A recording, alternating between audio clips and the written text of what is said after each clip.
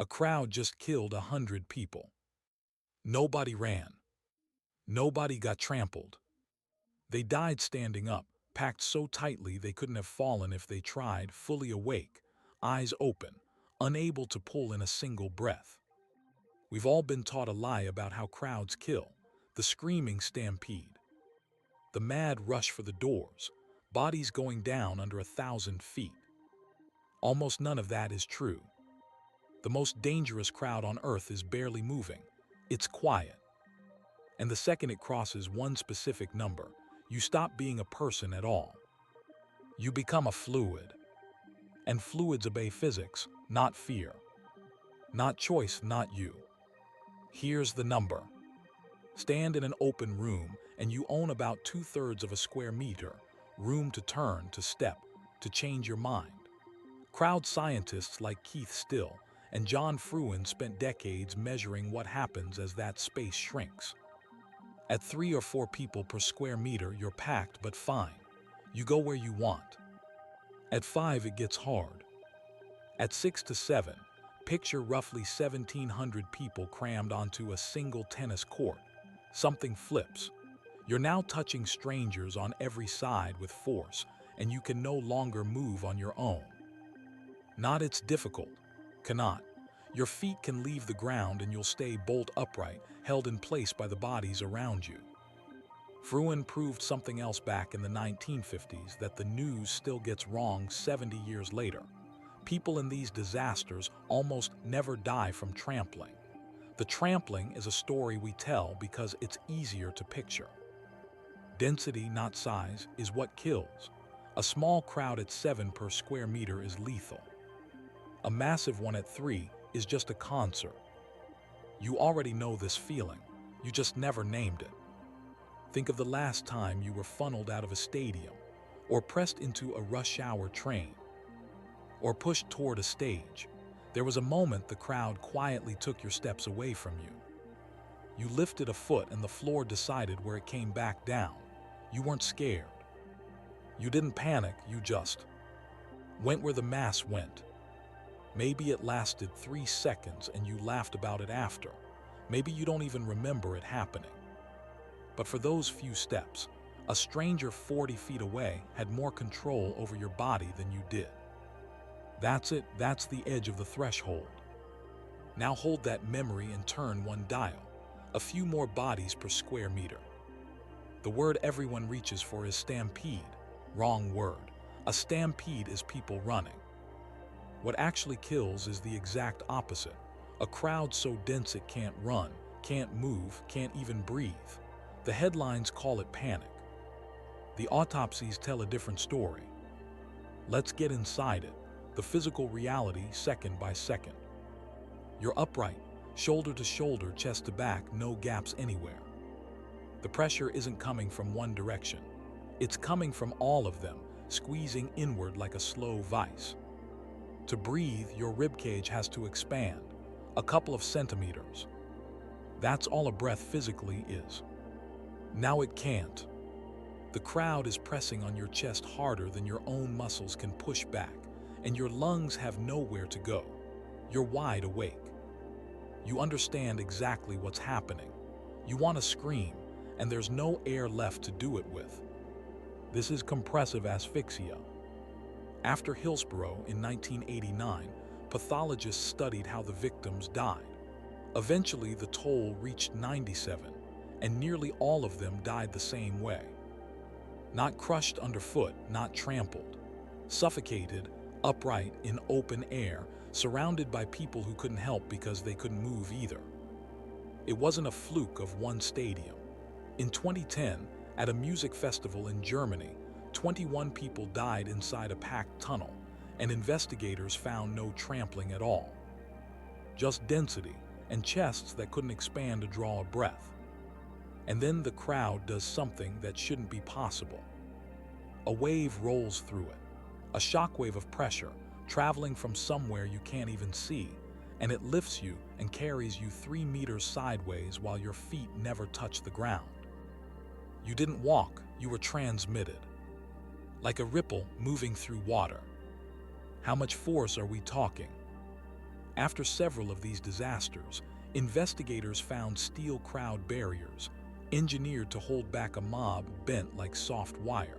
The load that did it, over 1,000 pounds of horizontal push. A single human chest can take only about a fifth of that before the ribs stop moving, and a breath becomes impossible. The crowd doesn't have to try. 4 or 5 rows deep, all leaning the same direction, it builds that force on its own. Nobody has to push hard. They just have to stand there and want to move. Here's the contrast nobody expects.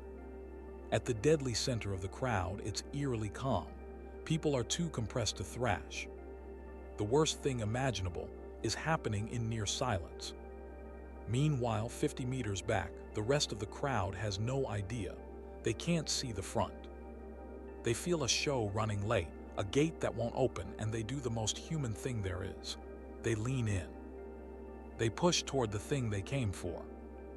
Every one of those distant, casual little pushes travels forward through the packed bodies and lands on the chest of someone who is already out of air. The people killing you aren't villains, they're bored. They're 100 feet away, mildly annoyed that the line isn't moving, with no clue that the line isn't moving because, at the front, people have stopped breathing. That's the part that should keep you up at night. The lethal force in a crowd crush isn't malice. It isn't even panic. It's the sum of 1,000 small, reasonable nudges from people who feel completely safe. So here's the thing the opening promised you, the reason you stop being a person. Physicists have a name for what happens, a phase transition. Same idea as water turning to ice. Nothing gets added, nothing taken away, but past one critical point, the entire system changes the rules it runs on. Below the threshold, a crowd runs on psychology, individual choices. You decide where to step. Above it, the psychology switches off. The crowd starts obeying fluid dynamics, and a researcher named Dirk Helbing showed it behaves like a turbulent liquid, with pressure waves rolling through it, something he called crowd turbulence. The math that governs your body is no longer the math of a mind. It's the math of a fluid under load. Back in the 90s, Helbing and a colleague built what they called the social force model. It treats each person as a particle, pushed by invisible forces, pulled toward what they want, shoved back by the bodies in the way. On an empty sidewalk, that's just how you step around someone. Pack it tight enough, and the exact same forces start tearing the system apart from the inside. And here's the cruel twist. Water can compress and flow around itself. You can't. A human body is almost perfectly incompressible. So when the crowd flows like a liquid, but the bodies inside it refuse to, the pressure has nowhere to go except into ribcages. This is why nothing you know how to do can save you from the middle of it. You can't reason with a fluid. You can't outdecide physics.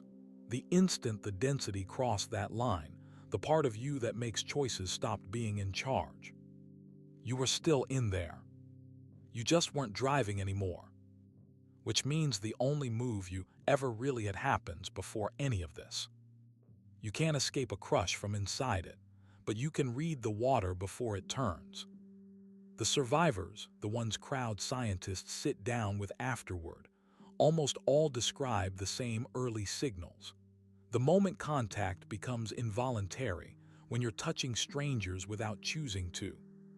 The first wave that moves you without your feet. The sound dropping away as people lose the air to talk. That's your window, not the panic. There won't be any panic. Just a quiet, rising pressure that your brain will keep insisting is normal. Here's what crowd safety experts tell people to do if you ever feel it. Get your arms up, hands in front of your chest to protect the few centimeters your lungs need. Move sideways with the waves, never against them, and leave at the edges before the edges fill in.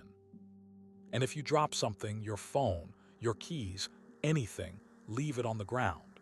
The single most dangerous thing you can do in that density is bend down. Because you will not come back up.